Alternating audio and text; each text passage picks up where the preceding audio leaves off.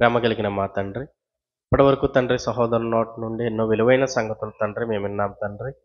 మరికొన్ని మాటలు మేము నేర్చుకుంటుండగా సముచితమైన జ్ఞానమును నాకును ప్రతి ఒక్కరికి నీ యొక్క వాక్యాన్ని తెలుసుకుని గ్రహించే వారిగా ఉండేలా సహాయం చేయండి తండ్రి. క్రీస్తునామని ప్రార్థన అడిగి వేడుకుంటున్నాం తండ్రి, ఆమేన్. కూడి వచ్చిన దేవుని పిల్లలందరికీ కూడా యేసుక్రీస్తు నామమున వందనాలు తెలియజేసుకుంటున్నా అండి. ఇప్పటి వరకు ఎన్నో విలువైన సంగతులు మనం విన్నాం. ఏంటండి ఏమన్నాం ఇప్పుడు దాకా మనం? ఏమండి వినపట్ల? దేవుని జ్ఞాపకాలలో నీవున్నావా? ఈ భూమి మీద ప్రతి ఒక్క మనిషి వేరే వేరే ఎవరొకల జ్ఞాపకాలలో ఉండాలని ప్రయాసపడతానే ఉంటాడండి.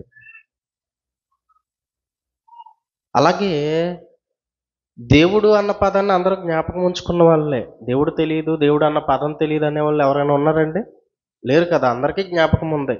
అలాగే యోసేపు గారు కూడా దేవుని కోసం బ్రతికి ఏమండి దేవుని కోసం ఎన్నో శ్రమలు అనుభవించినట్టు మనకు కనిపిస్తుంది. ఆయన కూడా ఒకరు జ్ఞాపకం ఉంచుకోవాలని పానదాయకుల అధిపతి, భక్ష్యకారుల అధిపతి ఇద్దరు కూడా చెరసాలకు వచ్చినప్పుడు ఏమన్నాడండి? పానదాయకుల అధిపతితో, ఇదిగో నువ్వు రాజు దగ్గరికి వెళ్తావుగా, నువ్వు రాజు దగ్గరికి వెళ్తావు, నీ ఉద్యోగం వచ్చేస్తుంది, నన్ను జ్ఞాపకం ఉంచుకో అంటే ఏం చేశాడండి ఆయన?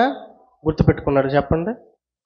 మర్చిపోయాడు. అంటే భూమి మీద మనిషి ఓ మేలు చేసినా మర్చిపోతాడు, తర్వాత ఎప్పుడో మళ్ళీ ఆయనే జ్ఞాపకం ఉంచుకుని చెప్తాడు అనుకోండి. అంటే భూమి మీద ఎవరికి మేలు చేసినా ఖచ్చితంగా ఏం చేస్తారు? వాళ్ళు మర్చిపోతారు. అదే దేవుడికి చేసావనుకో, దేవుని కోసం బ్రతికావనుకో, ఏమండి దేవుని కోసం బ్రతకడం, దేవునికి చేయడం అంటే సాధారణమైంది కాదండి. ఎంతలా చేయాలి అంటే దేవుడు మనల్ని జ్ఞాపకం ఉంచుకునే అంతలా చేయాలి దేవుని పని. ఆదివారం చర్చికి వెళ్ళిపోతాం, ఏదో ఎప్పుడైనా పండగ వచ్చినప్పుడు చర్చికి వెళ్ళిపోవడం, లేకపోతే ఈ మధ్య ఇంకా ఏం కాలం అండి ఇదంతా కూడా లెంట్ డేస్. లెంట్ డేస్ మేము నీసు తినమంటున్నారు మాకు కొంతమంది, ఏమండి లెంట్ డేస్ మేము ఉపవాసం ఉంటాం, ఒక పూట భోజనం అనుకుంటున్నారు మరికొంతమంది, ఏమండి. అంటే ఏదో నామకార్థంగా జ్ఞాపకం ఉంచుకున్న వారుగా ఈరోజు సమాజం కనిపిస్తుంది. కానీ దేవుడిని ఎంతలా జ్ఞాపకం ఉంచుకోవాలంటే దేవుడు నిన్ను జ్ఞాపకం ఉంచుకోవాలి. అదే ఎంతోమంది భక్తుల్ని చూపించాడు జ్ఞానసుందర్ గారు. ఎంతోమంది భక్తులను ఇప్పుడు దాకా మనకి చూపించారు, ఏమండి. ఒక దానియేలు గారు కానీ, ఒక షద్రక్ మేషక్ అబేద్నెగోవులు కానీ, ఒక నోవాహు కానీ, వీళ్ళందరూ దేవుణ్ణి జ్ఞాపకం ఉంచుకున్నారు, దేవుని పని చేశారు. ఎంత ఎలా అంటే ఇదిగో దేవుడు సైతం వీళ్ళ జ్ఞాపకం ఉంచుకుని వీళ్ళ కోసం దేవుడు వచ్చేలాగా, దేవుడు వీళ్ళకి సహాయం చేసేలాగా. నిజంగా ఆ సందర్భాలు మనం చూస్తే దేవుడే వచ్చి కాపాడినట్టు మనకు ఆ సందర్భాలన్నీ కూడా మనకు కనిపిస్తాయి, ఏమండి. నిజంగా చక్కని మాటలు ఇప్పుడు దాకా మనం విన్నాం. మరొకటిగా రెండవదిగా bachelor Bible theology third year పాఠం చెరను చెరగా కొనిపోవుట అనగానేమి? ఏమండి చెరను చెరగా కొనిపోవుట అనగానేమి? ప్రతి ఒక్కరు కూడా జాగ్రత్తగానండి, చక్కగా ఉంటుంది. మీకు అర్థం కాకపోయినా అయిపోయిన తర్వాత అడిగితే మళ్ళీ చెప్తాను. చెరను చెరగా కొనిపోవుట అనగానేమి? ఈరోజు భూమి మీద ఉన్న క్రైస్తవులు బైబిల్ని సరిగ్గా చదవకపోవడం వల్ల, బైబిల్లో ఉన్న మాటలను అర్థం చేసుకోకపోవడం వల్ల, అలా అని అర్థం కాలేదు కదా, నాకు తెలీదు అని అనడానికి కూడా ఇష్టపడిన కొంతమంది బోధకులు వాళ్ళకి నచ్చిన అర్థాన్ని చెప్పడం వల్ల బైబిల్లో ఉన్న వాస్తవాలను అవాస్తవాలుగా ఎంతోమంది దగ్గరికి వెళ్ళిపోయాయి. ఎంతోమంది అలాగే నేర్చేసుకుంటున్నారు. నిజంగా ఏంటిది చెరను చెరగా కొనిపోవడం ఏంటి? దీనికోసం ఒక్కొక్క పాస్టర్ గారు, ఒక్కొక్క బోధకుడు ఎన్నో కథలు చెప్పారండి. బైబిల్లో ఏదైనా ఎవరికి అర్థం కాని పదం కానీ, ఏమండి ఏదన్నా ఒక ప్రత్యేకమైన పదం కానీ బైబిల్లో కనిపించగానే వెంటనే కొంతమంది, ఏమండి దేవుని దర్శన బోధకులు కొంతమంది బయలుదేరుతారు. ఏమనో తెలుసా, దర్శనంలో దీని గురించి నాకు దేవుడు ఇదిగో ఇలా చెప్పాడు అని ఒకరు ఒకటి చెప్తాడు, ఇంకొకరు ఇంకోటి చెప్తాడు, మరొకరు మరొక చెప్పడం మనకు కనిపిస్తుంది. అంటే బైబిల్ని అర్థం చేసుకోక, అర్థం కాదని చెప్పలేక, ఇదిగో వాళ్ళ జ్ఞానంతో ఆలోచించి ఎన్నో అబద్ధాలను సమాజంలోకి తీసుకెళ్లారు. ఆ తీసుకెళ్ళిన వాటిల్లో ప్రాముఖ్యమైన వాటిల్నే మనం ఎన్నో ప్రతి వారం మనం నేర్చుకుంటున్నామండి. అందులో ఒకటే చెరను చెరగా కొనిపోవుట అనగా ఏంటి? ఎఫెసీయులకు రాసిన పత్రిక 4వ అధ్యాయము 8వ వచనం. ఎఫెసీయులకు రాసిన పత్రిక 4వ అధ్యాయము 8వ వచనం. అందుచేత ఆయన ఆరోహణమైనప్పుడు చెరను చెరగా పట్టుకొని పోయి మనుషులకు ఈవులను అనుగ్రహించెనని చెప్పబడి ఉన్నది. ఏంటి? ఆయన ఆరోహణమైనప్పుడు, ఇదిగో ఆయన దేవుని దగ్గరికి, ఏమంటే యేసుక్రీస్తు ఈ భూమి మీదకి వచ్చాడు, ఆయన మరణించాడు, తిరిగి లేచాడు, వెళ్ళిపోయే సమయం వచ్చింది, వెళ్ళిపోయాడు. వెళ్ళిపోయినప్పుడు అంట ఏం జరిగింది? చెరను చెరగా పట్టుకొని పోయి మనుషులకు ఈవులను అనుగ్రహించెను. ఏమండి? ఇప్పుడు చెరను చెరగా పట్టుకొని పోవడం అంటే ఏంటి? ఇంతకీ అసలు చెర అంటే ఏంటి? ఏమండి? తెలుసుగా, కొంతమంది తెలిసిన వాళ్ళు ఉన్నారుగా. చెర అంటే ఏంటి? చెరలోకి వెళ్ళారు, చెరలో ఉన్నారు అన్న పదాలు మనం వింటాం కదా. ఇంకా అర్థం అవ్వాలంటే చెరసాలలోకి వెళ్ళారు, ఇప్పుడు తెలిసిపోద్ది అంటున్నా. ఏమండి? బంధింపబడము, అవునా? బంధింపబడము, లేకపోతే ఏదైనా ఒక చెరలో ఉండడము. ఇప్పుడు చెర అనగానే బంధింపబడిన ప్రాంతం కానీ ప్రదేశం కానీ అవుతుంది. చెరను చెరగా పట్టుకొని పోవడం అంటే బంధింపబడిన దాన్ని తీసుకుని వెళ్ళిపోవడం అని దాని యొక్క సాధారణ అర్థం. అది ఎలా జరుగుద్దండి? బంధింపబడిన దాన్ని ఎలా తీసుకెళ్తారు? ఎందుకంటే మనకు తెలిసిన చెరలన్నీ కూడా ఒకే చోట ఉన్న చెరలు మనకు తెలుసు, అంతే కదా. చెరసాలలోకి వెళ్ళినోడు మళ్ళీ ఆ చెరసాలను ఎవరైనా తీసుకెళ్తారా? అది అక్కడే ఉంటుంది. ఇది మనకు సాధారణంగా తెలుసు. కానీ మనం ఆలోచిస్తే పులులు కానీ, సింహాలు కానీ, ఎలుగుబంట్లు కానీ ఒకానొక సమయంలో వాటిని బంధించడానికి ప్రయత్నిస్తారు. అవి దారి తప్పు వచ్చినా సరే వాటిని చంపకుండా బంధించడానికి ప్రయత్నించే కొన్ని సందర్భాలు ఉంటాయి. ఇప్పుడు వాటిని బంధించాలి అంటే ఒక చెర అనేది అమరుస్తారు. అది వెళ్ళే ప్రాంతంలో కానీ, అది వెళ్ళే దారిలో కానీ ఒక చెర అనేది పెడతారు. దానికి అవసరమైంది, అది తినేది, దానికి అవసరమైన ఆహార పదార్థాన్ని అక్కడ ఉంచడం అనేది జరుగుతుంది. ఎప్పుడైతే దానికి అవసరమైంది అక్కడ ఉందో అది ఏం చేస్తుంది? వెంటనే వచ్చేస్తుంది, తినడానికి చూస్తుంది. వెంటనే ఆ చెరసాల ఏమైపోతుంది? మూసుకొని పోతుంది, అవునా? ఆ మూసుకొని పోయిన దాన్ని ఏం చేస్తారు? అక్కడే వదిలేస్తారా? అది చెర నువ్వు అనుకుంటే ఆ చెరని ఏం చేస్తారు? ఏదో ఒక వాహనంలో పెట్టి తీసుకెళ్తారు. ఇదే చెరను చెరగా పట్టుకొని పోవడం. అర్థమైందండి? మనకు తెలిసినవి కూడా కొన్ని ఉన్నాయి. ఇవంటే మనకు దూరంగా ఉంటాయి కాబట్టి మనం చూడవేమో, కానీ మనకు తెలిసినవి పావురాలు ఉంటాయి, చిలకలు ఉంటాయి. వీటిని ఏం చేస్తారు? పంజరాల్లో పెడతారు. వాటికి ఏంటవి? నువ్వు పంజరం అంటావు, వాటికి ఏంటవి? చెర. ఆ చెరను నువ్వేం చేస్తావు? ఏమండి? షాపుకి వెళ్తావు, 2 పావురాలు కొనుక్కుంటావు, ఇంటికి తీసుకొస్తావు. ఇది కూడా ఏంటో తెలుసా? చెరను చెరగా పట్టుకుని పోవడమే.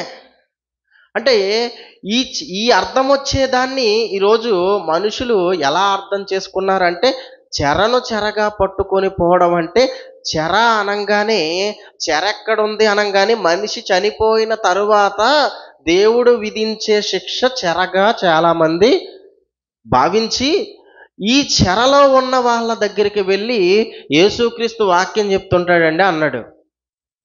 అర్థమైందా? చెరను చెరగా పట్టుకొని పోవడం ఏంటంటే, పాతాళం కూడా చెరగా, పాతాళంలోకి వెళ్ళిన వాళ్ళు కూడా చెరలో ఉన్నట్టేగా. మరి వీళ్ళని రక్షించడానికి ఏం చేస్తారు అంటే, ఆయనే ఆత్మరూపగా వెళ్ళి వాక్యం చెప్పి వాళ్ళకి మారు మనసు వచ్చేలా చేసి వాళ్ళని మళ్ళీ పరలోకానికి తీసుకొస్తారని కొంతమంది అబద్ధ బోధలు ప్రకటించడం మొదలెట్టారు. ఏమండి ఈ బోధ మీరు చాలాసార్లు విని ఉంటారు. పాతాళంలో బోధ, లేకపోతే చనిపోయిన తర్వాత బోధ. ఏమండి ఎన్నేళ్ళు విందు, 7 ఏళ్ళు విందు ఏదో ఉంటుంది చూసారా? ఆ 7 ఏళ్ళు విందు జరిగినప్పుడు కూడా కింద వచ్చి వాక్యం చెప్తూ ఉంటారంట. వీళ్ళు ఎలా బ్రతుకుతున్నారో వీళ్ళ పరిస్థితిని చూసి కింద ఉన్న వాళ్ళు కూడా మారిపోయి దేవుని నమ్ముకుంటారు అన్నది ఇది కూడా. ఏమండి అంటే ఈరోజు మనుషులు బోధన ఎలా మారుస్తున్నారు, దీనికి కూడా ఒక రెఫరెన్స్ చూపించారు. అది కూడా మనం చూసుకుంటే పేతురు రాసిన మొదటి పత్రిక 3వ అధ్యాయము 19వ వచనం. పేతురు రాసిన మొదటి పత్రిక 3వ అధ్యాయము 19వ వచనం. దేవుని దీర్ఘశాంతము ఇంకనూ కనిపెట్టుచున్నప్పుడు పూర్వము నోవాహు దినములలో వాడ సిద్ధపరచబడుచుండగా అవిధేయులైన వారి యొద్దకు, అనగా చెరలో ఉన్న ఆత్మల యొద్దకు ఆయన ఆత్మరూపిగానే వెళ్ళి వారికి ప్రకటించెను. ఆ వాడలో కొందరు, అనగా 8 మంది ఏమండి నీటి ద్వారా రక్షణ పొందిరి. చూసారా, ఈ సందర్భానికి దానికి మనకైతే ఏ సంబంధం కనిపించదు, కానీ వాళ్ళు మాత్రం ఎలా అర్థం చేసుకున్నారో తెలుసా? పూర్వం చనిపోయిన వారు ఉన్నారు కదా, నోవాహు దినములలో, నోవాహు ఉన్న కాలంలో చనిపోయిన వారి దగ్గరికి ఏం చేశాడు యేసుక్రీస్తు? వెళ్ళి వాక్యం చెప్పొచ్చాడు. ఎందుకంటే యేసుక్రీస్తు పుట్టింది ఎప్పుడు అనగానే వీళ్ళకి ఏం ఐడియా వచ్చేస్తుంది అంటే 2000 సంవత్సరాల క్రితం. అర్థమైందండి? 2000 సంవత్సరాల క్రితం యేసుక్రీస్తు ఈ భూమి మీదకి వచ్చాడు, శిలువ మరణం పొందాడు. పొంది పరదేశం ఎందుకు వెళ్ళాడు తెలుసా? వీళ్ళకి వాక్యం చెప్పడం కోసం అంటున్నాడు ఒకడు. అర్థమైందా? అంతేకా నేడు నువ్వు నాతో కూడా పరదేశంలో ఉందువు, నీతిమంతులు విశ్రాంతి పొందే స్థలం ఆయన వెళ్తాడు అన్నది. ఏమంటే ఇది ఆయన చెప్పాడు కదండి. ఇది చెప్పింది ఎలా అర్థం చేసుకున్నారు అంటే, ఎందుకు వెళ్ళాడు అంటే ఇదిగో వీళ్ళకి వాక్యం చెప్పడం కోసమే యేసుక్రీస్తు పరదేశికి వెళ్ళాడు. ఎందుకంటే వీళ్ళకి సువార్త ప్రకటింపబడలేదుగా. సువార్త ప్రకటింపబడకపోతే ఏమండి అది అన్యాయం అయిపోతుందిగా. న్యాయం చేయాలని ఆయన వెళ్ళాడు అని కొంతమంది మాట్లాడుతున్నారు. నిజంగా ఒక సమయం, సందర్భం, అలానే అక్కడ ఉన్న వాక్యాన్ని కూడా సరిగ్గా చదవలేని, సరిగ్గా అర్థం చేసుకోలేని పరిస్థితుల్లో క్రైస్తవులు ఉంటే ఏమండి ఇంకెలా పరలోకం వెళ్తారో ఒకసారి ఆలోచించండి. అసలు సందర్భం ఏంటి అదే రాయిస్తున్నాడు. మొదట కూడా ఆయన యొక్క దీర్ఘశాంతాన్ని ఇంకా పరిశీలిస్తుండగా, అంటే దేవుడు ఎంత దీర్ఘశాంతవంతుడు అని ఆలోచిస్తున్నాడు ఈ యొక్క భక్తుడు. ఆలోచిస్తున్నప్పుడు ఆయనకి ఎన్నో గుర్తొస్తున్నాయి ఆయన దీర్ఘశాంతాన్ని గూర్చి. ఏమండి ఆయన మన మీద పెంచుకున్న ప్రేమను గూర్చి, మన మీద పెట్టుకున్న ప్రేమను గూర్చి, మన కోసం చేసిన పనులను గూర్చి, మనల్ని భరిస్తున్న తీరును గూర్చి ఎన్నో గుర్తొచ్చాయి. ఆ గుర్తొచ్చిన దాంట్లో ఒకటి ఇక్కడ రాయించుతున్నాడు. ఏంటది? పూర్వం నోవాహు దినములలో వారికి ఏదో అన్యాయం జరిగిపోయిందని మనం అనుకుంటామేమో అని. ఇదిగో పూర్వము నోవాహు వాక్యం ప్రకటించాడు. మీకు జ్ఞాపకం ఉందా? నోవాహు వాక్యం ప్రకటించి ప్రతి వీధి వెళ్ళి వాక్యం ప్రకటించాడు నోవాహు. అక్కడ ప్రకటించింది నోవాహు గారు అనుకుంటున్నావేమో, కానీ ఆయనలో ఉన్నది ఎవరో తెలుసా? ఆయన చెప్పింది ఎవరి మాటలో తెలుసా? యేసుక్రీస్తు మాటలు. అర్థమైందండి? యేసుక్రీస్తు మాటలు. నోవాహు చెప్పింది ఎవరి మాటలు? యేసుక్రీస్తును గూర్చిన మాటలు. వాక్యం చెప్పాడు నోవాహు. అందుకే ఆత్మరూపిగా, ఇంకొకసారి చదవండి పేతురు రాసిన మొదటి పత్రిక 3వ అధ్యాయం 19వ వచనం. దేవుని దీర్ఘశాంతము ఇంకా కనిపెట్టుచున్నప్పుడు పూర్వము నోవాహు దినములలో వాడ సిద్ధపరచబడుచుండగా అవిధేయులైన వారి యొద్దకు, అనగా చెరలో ఉన్న ఆత్మల యొద్దకు ఆయన ఆత్మరూపిగానే వెళ్ళి. మళ్ళీ చెర అంటున్నారు ఏంటండి అనుకోవచ్చు. చెర అనగానే వేరేదేం కాదు. చెర అనగానే పాపం అనే చెర. ఈరోజు ప్రపంచాన్ని పట్టి పీడిస్తున్న చెర ఏంటో తెలుసా? పాపం అనే చెర అండి. ఈ పాపం అనే చెరలో మునిగే ప్రతి ఒక్కరూ వారి యొక్క జీవితాలని నాశనం చేసుకుంటున్నారు. దేవుడే లేడని మాట్లాడుతున్నాడు. ఇదిగో దేవుని కోసం బ్రతకని వాడిగా చనిపోయి నిత్యాగ్నిలోనికి జారిపోవడానికి కారణం ఏంటో తెలుసా? ప్రతి ఒక్కరూ పాపం అనే చెరలో ఉండిపోయారు. దానిలోంచి బయటికి రాలేని పరిస్థితుల్లో ఉన్నారు. ఏమండి? ఇదిగో ఇలాంటి చెరలోనే ఎవరున్నారు? ఒకానొక కాలంలో నోవాహు దినముల్లో ఉన్న వారందరూ ఇలాంటి చెరలోనే ఉన్నారు. చెరలో ఉన్న ఆత్మల దగ్గరికి ఎవరు వెళ్ళారు తెలుసా? యేసుక్రీస్తు ఆత్మరూపిగా వెళ్ళాడు, వాక్యాన్ని ప్రకటించాడు. ఆ రోజు వాక్యరూపిగా ఆత్మరూపిగా వెళ్ళిన ఆయన ఈరోజు సుమారు 2000 సంవత్సరాల క్రితం శరీరాన్ని ధరించుకుని మన మధ్యకు వచ్చిన ఆ రోజు ఆత్మరూపిగా వెళ్ళిన వాళ్ళు వెళ్ళలేదు దేవుని వాక్యాన్ని. ఈరోజు శరీరాన్ని ధరించుకుని ఆయన ఈ భూమి మీదకి వచ్చి పరలోకమందున్న కన్న తండ్రి కూర్చిన ఇష్టాలన్నిటినీ నెరవేర్చి ఇదిగో మన నిమిత్తం, మన పాపాల నిమిత్తం బలి అయ్యి ఆయన ప్రతి ఒక్క విధిని కూడా, ప్రతి ఒక్క మాటని కూడా చేసి చూపించిన మారని స్థితిలో ఈరోజు కూడా ఇంచుమించు అటువంటి చెరలోనే అందరం కూడా ఉండిపోయే పరిస్థితులు మనం చూస్తున్నామండి. అందుకే అంటున్నాడు యోహాను సువార్త 1వ అధ్యాయం, ఆ రోజు ఆత్మరూపిగా వెళ్ళాడు, సుమారు 2000 సంవత్సరాల క్రితం శరీర రూపిగా వచ్చాడు మన మధ్యకి. యోహాను సువార్త 1వ అధ్యాయం 14వ వచనం, ఆ వాక్యము శరీరధారి అయి కృపాసత్య సంపూర్ణునిగా మన మధ్య నివసించెను. ఆ వాక్యము శరీరధారి అయి అంటే ఒకప్పుడు శరీరం లేదనేగా, అంతేనా? ఆ వాక్యము శరీరధారి అయి ఇప్పుడు శరీరధారి అయ్యింది. మరి అప్పుడు శరీరం లేదు, ఆత్మరూపిగానే ఉంది. ఆత్మరూపిగానే గత కాలంలో ఉన్న భక్తులందరూ ఎన్నో వాక్యాలు విన్నారు. ఆత్మరూపిగానే ఒకానొక కాలంలో అబ్రహాము గారికి దేవుని వాక్యం దర్శనం ముందు ఆత్మరూపిగానే కనిపించింది. ఏమండి? ఇదిగో ఈ కాలంలో శరీరాన్ని ధరించుకుని కృపాసత్య సంపూర్ణుడిగా మన మధ్యకి వచ్చాడు. మన మధ్యకి ఆయన వచ్చినప్పుడు ప్రపంచ మానవాళిని రక్షించాలి అంటే ఇదిగో ఈ భూమి మీద అందరి పాపాలని కడగాలి, అందరికీ రక్షణ రావాలి అంటే ఇదిగో ఆయన యొక్క దేహం అనేది ఏమవ్వాలి? ఈ భూమి మీద బలవ్వాలి. ఇదిగో ఈ బలైనా సరే ఏం కనిపిస్తుంది తెలుసా? ఒక చెర అనేది కనిపిస్తుందంట ఆయనకి. ఏంటో తెలుసా చెర? పాత నిబంధన కాలం మొదలుకుని కొత్త నిబంధన కాలం యేసుక్రీస్తు వచ్చేంత వరకు కూడా ఆ చెర వల్ల ఎంతో మంది దేవునికి దూరం అయిపోయారు. ఎంతో మంది దేవుని ఎరగని వారుగా ఉన్నారు.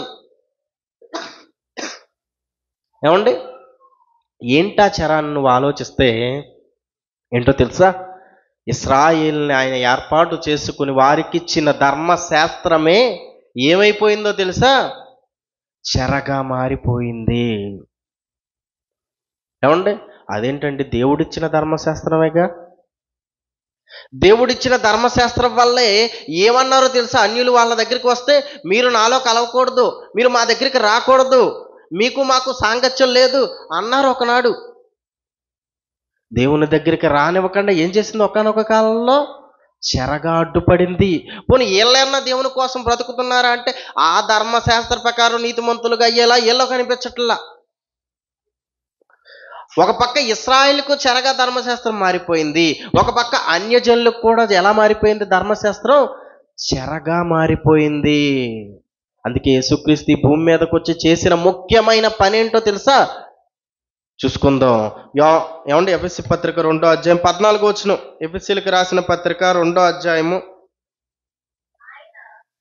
ఆయన మన సమాధానమై ఉండి మీకును మాకును ఉన్న ద్వేషమును, ఏంటంట ద్వేషం? ఏమండి? మన ఇద్దరికి మధ్య ద్వేషం ఉంది, సమాధాన పడదాం అని అన్నప్పుడు ఏంటి ద్వేషం అనగానే మనం ఏదో ఒక సందర్భం చెప్తాం. ఇక్కడ ఏంటి ద్వేషం అనగానే ఏం చెప్తున్నారో చూడండి ఒకసారి. అనగా విధి రూపకమైన ఆజ్ఞలు గల ధర్మశాస్త్రమును తన శరీరమందు కొట్టివేయుట చేత మధ్య గోడను పడగొట్టి మన ఉభయులను ఏకము చేశాడు. అన్యజనులకు, ఏమండి, ఇశ్రాయేలుకు మధ్య ఉన్న ధర్మశాస్త్రము అన్న దానిని ఏం చేశాడు ఆయన? విధి రూపకమైన ఆజ్ఞలు గల ధర్మశాస్త్రం, దాన్ని మధ్య గోడగా ఉందంట. అన్యజనులకు మాకు వ్యత్యాసం కలిగించేదిగా అది ఉందంట. అది ఉన్నప్పుడు దాన్ని ఏం చేశాడంటే యేసుక్రీస్తు వచ్చి, ఏమండి, ఏం చేశాడు ఆయన? ధర్మశాస్త్రమునైనను ప్రవక్తల వచనములైన వెంటనే మీకు గుర్తుకు రావాలి. కొట్టివేయుటకు నేను రాలేదు కానీ, నెరవేర్చుటకే కానీ కొట్టివేయుటకు రాలేదన్నాడు. ఇక్కడేమో మధ్యగోడను పడేసాను అంటున్నాడు. చూసారండి, ఇక్కడేమో మధ్యగోడను పడేసాను అంటున్నాడు, అక్కడేమంటున్నాడు? ధర్మశాస్త్రం ప్రవక్తల వచనాలను కొట్టివేయుటకు రాలేదు అంటున్నాడు. ఏంటి ఆలోచించాలి. ఎందుకంటే ధర్మశాస్త్ర ప్రకారం, అదే గలతీ పత్రిక 3:10 ఎందుకు అక్కడ మాట రాయించాడంటే, ధర్మశాస్త్ర ప్రకారం నీతిమంతులుగా అయిన వాళ్ళు గత కాలంలో ఎవరూ లేరండి. ఇశ్రాయేలీల్లో ధర్మశాస్త్రాన్ని ప్రకారం ఇదిగో ఇతను నీతిమంతుడు, ఇతను గొప్పవాడు, ఇతను ధర్మశాస్త్రంలో ఉన్న ఆజ్ఞలన్నీ పాటిస్తున్నాడు అనేవాళ్ళు ఎవరు లేరు. చివరికి అన్నీ పాటిస్తున్నాను అని వచ్చిన ఒక యవ్వనస్తుడు మన జ్ఞాపకం ఉన్నాడు కదా, అతను కూడా ధర్మశాస్త్రాన్ని పాటించట్లేదు తెలుసా? అవునా, యేసుక్రీస్తు దగ్గరికి వచ్చాడు, అన్నీ నేను పాటించేస్తున్నా, ఇవన్నీ బాల్యం నుండే పాటిస్తున్నా అన్నాడు. అయినా సరే యేసుక్రీస్తు ఏమంటున్నాడు? నీకు ఒకటి కొదువుగా ఉందంటే ఏంటి దాని అర్థం? ఒకటి పాటించట్లేదు. అదే గలతీ పత్రిక 3:10. గలతీలకు రాసిన పత్రిక 3:10 ధర్మశాస్త్రము, చదవండి. ధర్మశాస్త్రం విధించిన క్రియలకు సంబంధులందరూ శాపమునకు లోనై ఉన్నారు. ఎందుకనగా ధర్మశాస్త్ర గ్రంథమందు వ్రాయబడిన విధులన్నీయు చేయుట యందు నిలకడగా ఉండని వాడు ప్రతివాడు శాపగ్రస్తుడగును. ధర్మశాస్త్రము చేత ఎవడును దేవుని ఎదుట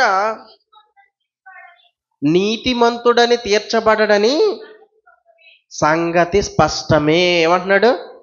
ధర్మశాస్త్రం వల్ల ఎవరూ కూడా నీతిమంతులుగా తీర్చబడలేదంట.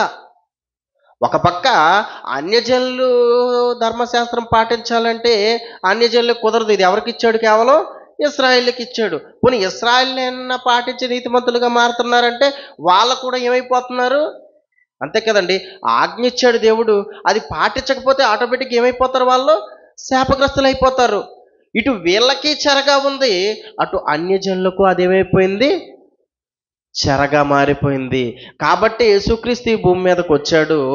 ఎవ్వరూ పాటించని, ఎవ్వరూ నీతిమంతులుగా తీర్చబడలేని ధర్మశాస్త్రాన్ని ఆయన ఏం చేశాడు తెలుసా? నెరవేర్చాడు.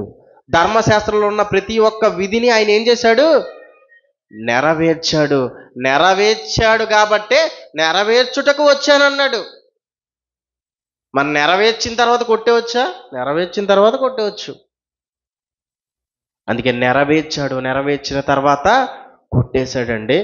పాత నిబంధన కాలంలో అన్యజనులు దేవుని దగ్గరికి వచ్చే పరిస్థితి చాలా తక్కువ. అయినా సరే దేవుణ్ణి ఎరిగిన వారు కొంతమంది ఉన్నారండి అన్యుల్లో. పాత నిబంధన కాలంలో వాళ్ళకి అవకాశం లేకపోయినా దేవుని మందిరంలో వాళ్ళకి ప్రవేశం లేదు. అవునా? యూదుల్లోనే అందరికీ లేదు ప్రవేశం. అవునా? లేవీయుల్లో కొంతమందికి కొన్ని ప్రాంతాలకు ప్రవేశం ఉంది. ఇంకా మందిరంలోన కనంగానే ఇశ్రాయేలుకి మాత్రమే ప్రవేశం ఉంది. ఇంకా అన్యజనులు అంటే ఎక్కడ చేసుకోవాలి, ఎక్కడ పూజించాలి దేవుణ్ణి అనగానే ఎక్కడ? దేవాలయం బయటే కదా వాళ్ళ యొక్క పరిస్థితి. అయినా అటువంటి పరిస్థితుల్లో కూడా ఏం చేశారంటే కొంతమంది అన్యులు వచ్చి, ఏమండి, దేవుని గురించి తెలుసుకున్నారు, దేవుని వాక్యం గురించి తెలుసుకున్నారండి. అయితే ఇదిగో ఇటువంటి పరిస్థితి భవిష్యత్తులో ఉండకూడదు. భవిష్యత్తులో ఇటువంటి పరిస్థితి ఉండకూడదు. అందరూ కూడా ఇదిగో పరలోకమందున్న కన్న తండ్రి అయిన దేవుణ్ణి తెలుసుకోవాలి. అందరూ దేవుని సన్నిధిలో ఉండాలి. అందరి చేతిలోకి దేవుని వాక్యం వెళ్ళాలి. ఇది వరకు ఎవరు పడితే వాళ్ళ నుంచి వాక్యం చదవడం కుదురుద్దా? ఆలోచించండి. ధర్మశాస్త్రం ఉన్నప్పుడు ఎవరు పడితే వాళ్ళు వాక్యం చదివే పరిస్థితి ఉందా? ఎవరు చదవాలి? ఎవరు ముట్టుకోవాలి? ఆలోచించండి. లేవీలు ముట్టుకోవాలి, యూదులు చదవాలి. ఇశ్రాయేలుకి వరకే అది ఉంది. వేరే వాళ్ళు ముట్టుకునే పరిస్థితి కూడా లేదు కదా గత కాలంలో. ఏమండి? అయితే ఉభయులను ఆయన ఏకం చేశాడు. ఎప్పుడైతే ఏకం చేశాడో అందరికీ వాక్యం అందుబాటులోకి వచ్చింది. అందరి దగ్గరికి వాక్యం వచ్చింది. యేసుక్రీస్తు వెళ్ళిపోయిన తర్వాత ఇదిగో సర్వలోకమునకు, సర్వ సృష్టికి వెళ్ళి రాజ్య సువార్తని ప్రకటించమన్నాడు. అందరి దగ్గరికి కూడా ఏమేమి వెళ్ళింది? ఇదిగో ఈ యొక్క వాక్యం అనేది వెళ్ళింది. ఏమైంది? ఎందుకు వెళ్ళిందో తెలుసా? ధర్మశాస్త్రం అనే చెరను ఆయన ఏం చేశాడు? తీసుకెళ్ళిపోయాడండి. ఆయన పట్టుకెళ్ళిపోయాడు ధర్మశాస్త్రం అనే చెరని. అందుకే ఇంకో మాట చూసుకుందాం. యాకోబు పత్రిక 2వ అధ్యాయం 10వ వచనం. యాకోబు రాసిన పత్రిక 2వ అధ్యాయం 10వ వచనం. ఎవడైనను ధర్మశాస్త్రం అంతయు గైకొనియు ఒక్క ఆజ్ఞ విషయములో తప్పిపోయిన ఎడల ఆజ్ఞలన్నిటి విషయంలో అపరాధి అగును. ఒక్క ఆజ్ఞ తప్పిపోతే ఆజ్ఞలన్నిటి విషయంలో అపరాధి అగును. ఏమండి? 10th చదివిన తర్వాత వచ్చే గ్రూపులు ఏంటండి? ఎంపీసీ, బైపీసీ, సిఈసి, హెచ్ఈసియా? ఎంపీసీకి బైపీసీకి మధ్యలో గ్రూప్ ఉంటుందండి. ఏంటది ఎవరికైనా గుర్తుందా? ఎంఈసియా? 15 సబ్జెక్టులు 16 సబ్జెక్టులు ఉంటాయి అందులో. ఏమండి? అందులో ఒక సబ్జెక్టు ఇదనే కాదండి. కొద్ది కాలం మనం వెనక్కి వెళ్తే ఒక సబ్జెక్ట్ ఫెయిల్ అయ్యాడు అనుకోండి, అన్ని సబ్జెక్టులు రాయాలి మళ్ళీ. అవునా?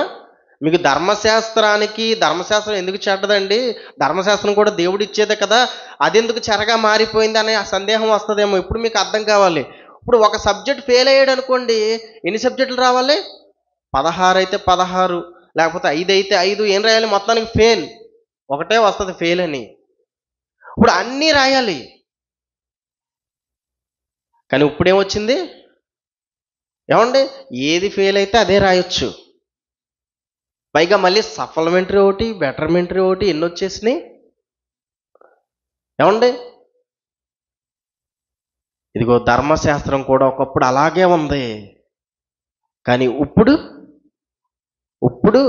ఇదిగో నువ్వు ఏ విషయంలో తప్పిపోయావో ఆ విషయంలోనే నువ్వు సరి చేసుకోవాలి. దానికి మాత్రమే నీకు సరి చేసుకునే అవకాశం అనేది దేవుడు ఇస్తున్నాడు. మళ్ళీ ఇంకొక సమయం అనేది దేవుడు ఇస్తున్నాడు. అందుకే అది చెరగా మారిపోయింది. అందుకే దాని ప్రకారం నీతిమంతులుగా ఎవరో మనకి కనిపించలేదండి.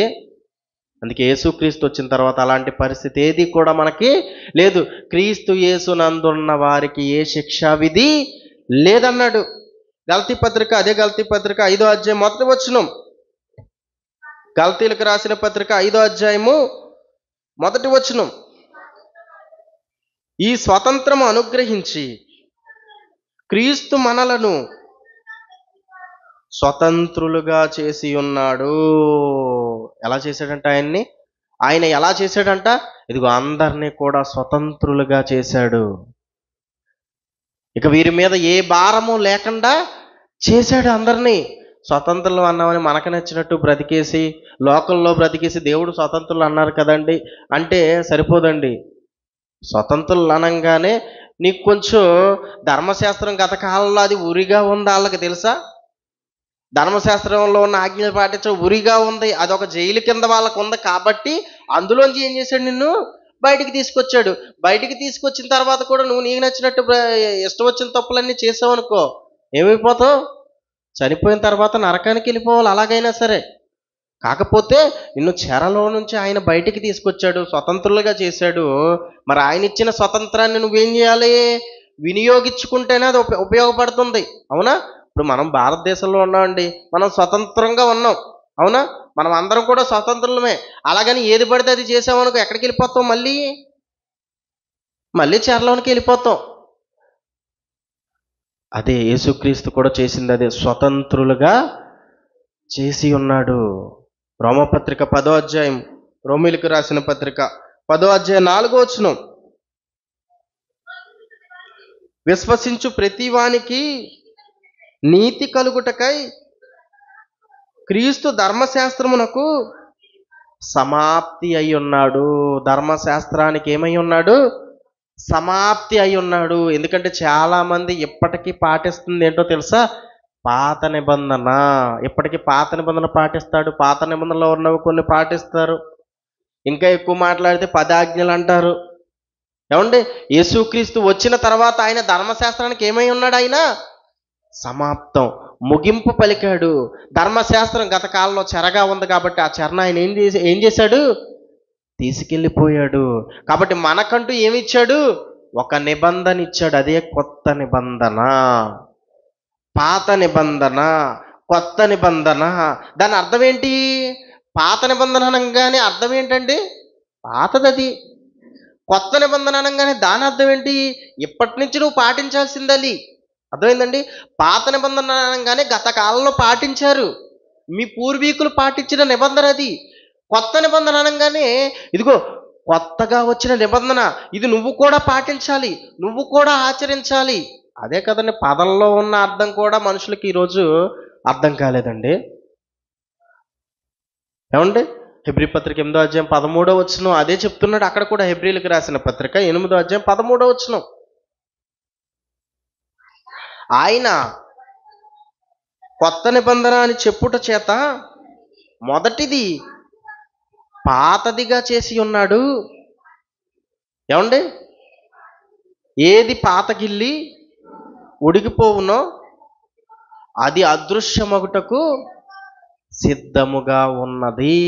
ఏమైపోతుందంట? అది ఆచరణలో ఉండాల్సింది కాదది. అది ఏంటది? అదృశ్యమైపోయేది. చెరను చెరగా ఆయన పట్టుకొని పోయాడు అంటే దాని అర్థం ఏంటది? అది అదృశ్యమైంది, ఇంకా ఆచరణలో ఉండవలసింది కాదు. కానీ నీకంటూ ఒక నిబంధన ఉంది, అదే కొత్త నిబంధన. యేసుక్రీస్తు వచ్చాడు ఈ భూమి మీద మనందరి కోసం ప్రాణం పెట్టి.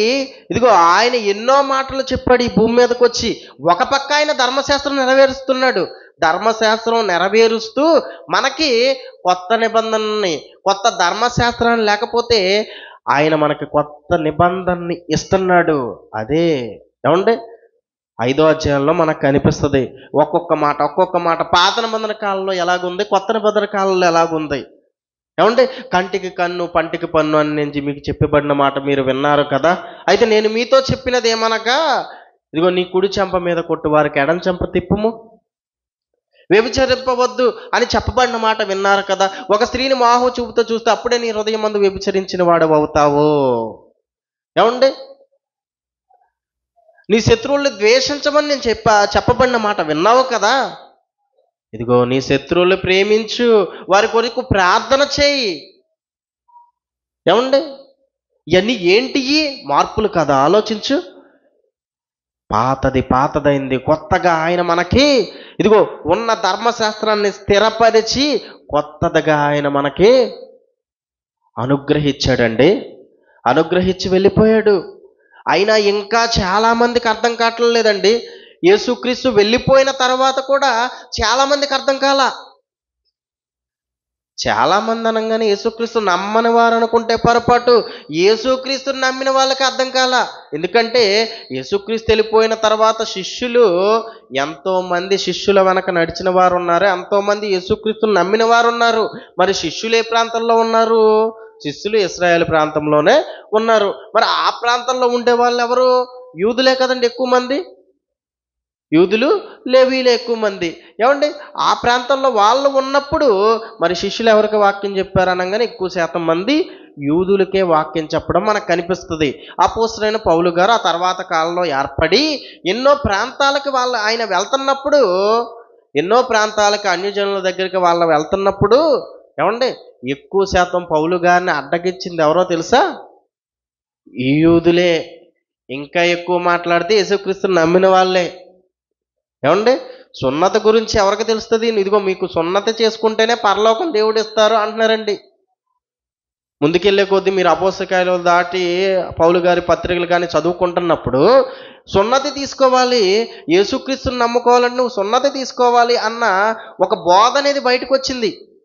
ఎందుకంటే యేసుక్రీస్తు గూర్చి ప్రకటింపబడింది ఎక్కడ? ఇశ్రాయేలు ప్రాంతంలో ఎక్కువగా ప్రకటింపబడింది. మరి అపోస్తలుడైన పౌలు గారు అన్యజనుల నిమిత్తం ఆయన ఏర్పాటు చేసుకుని ఆయన అన్యజనుల దగ్గరికి వెళ్తున్నప్పుడు ఆయన దగ్గరికి వచ్చి, ఇదిగో యేసుక్రీస్తుని నమ్ముకుంటే సరిపోదు, నువ్వేం చేసుకోవాలో తెలుసా? సున్నతి కూడా చేసుకోవాలి. ఈ సున్నతి ఏ నిబంధన? పాత నిబంధన అది. మరి కొత్త నిబంధన ఏంటి? బాప్తిస్మం.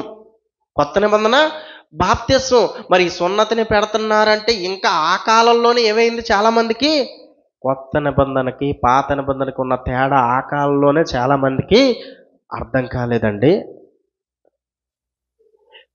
బైబిల్లో రాయబడిన ప్రతి ఒక్క మాటని ఎంతోమంది అపార్థం చేసుకోవడం వల్లే ఈరోజు ఎన్నో శాఖలుగా క్రైస్తవ్యం విభజింపబడిందండి. ఒకళ్ళు చెప్పింది ఒకరికి నచ్చదు, ఒకళ్ళు మాట్లాడింది ఒకరికి నచ్చదు. ఏమండి? ఒకరు చెప్తే ఇంకోటి చెప్తారు. ఏమండి? ఏ దేశం వెళ్ళినా ఉప్పు ఉప్పగానే ఉంటుంది, ఏ దేశం వెళ్ళినా పంచదార తీయగానే ఉంటుంది. అవునా? ఏ దేశం వెళ్ళినా మామిడికాయలాగా ఉంటుంది. అవునా? వాటి యొక్క టేస్ట్ అనేది ఎలా ఉంటుంది? ఒకేలా ఉంటుంది. ఏ దేశంలో లెక్కెట్టినా ఒకే విధమైన ఆన్సర్ వస్తుంది. అందుకే 2 రోళ్ళు ఎంత? 4. 2 × 2 ఎంత? 4. ఏంటి రెండింటికి ఆన్సర్ 4 నేను 6 వేస్తానంటావా? ఏమండి? అలా అనొచ్చా? ఆలోచించండి. ఈరోజు క్రైస్తవుల పరిస్థితి ఇదిగో ఇక్కడ 2+2 ఉంది కాబట్టి 4, ఇక్కడ అక్షరం ఇంటూ మారింది కదా. ఇప్పుడు ఏం వేయాలో నాకు తెలియదు కాబట్టి నేను ఆలోచించి నాకు నచ్చింది చేసేస్తా అని బైబిల్లో ఉన్న మాటలను కూడా వాళ్ళకి నచ్చినట్టు చెప్పడం వల్లే పాతాళంలో బోధ ఏంటండి? పిచ్చి కాకపోతే ఆలోచించండి. భూమి మీద ఆల్రెడీ బతికేశాడు. భూమి మీద దేవుని గురించి ఎంతోమంది చెబుతున్నా వినకుండా ఇష్టం వచ్చినట్టు బ్రతికేసిన ఇతనికంట చనిపోయిన తర్వాత ఏం చేస్తారంట? బోధ. ఈ బోధ ఎన్నోళ్ళందరూ ఏమైపోతారు? అమ్మయ్యా, ఇప్పుడేంటి మారేది? ఇప్పుడు తినేద్దాం, ఇప్పుడు తాగేద్దాం, ఇప్పుడు బ్రతికేద్దాం. ఉంటదిగా, మాకు రెండో బోధ ఉంటుంది. బోధ ఉండదు, బాధుడే ఉంటుంది అక్కడ నీకు. ఏమండి? అందుకే ఒక ఉదాహరణ రాయించాడు. అదే ఏమండి? లాజరు ధనవంతుడు. చక్కగా చెప్పాడు, అక్కడ వివరించాడు. ఇదిగో ఇక్కడ వారు అక్కడికి వెళ్ళలేరు, అక్కడ దగ్గరలో ఉన్న ప్లేసులకి ఇక్కడ వారు అక్కడికి, అక్కడ వారు ఇక్కడికి వెళ్ళలేరు. అవునా?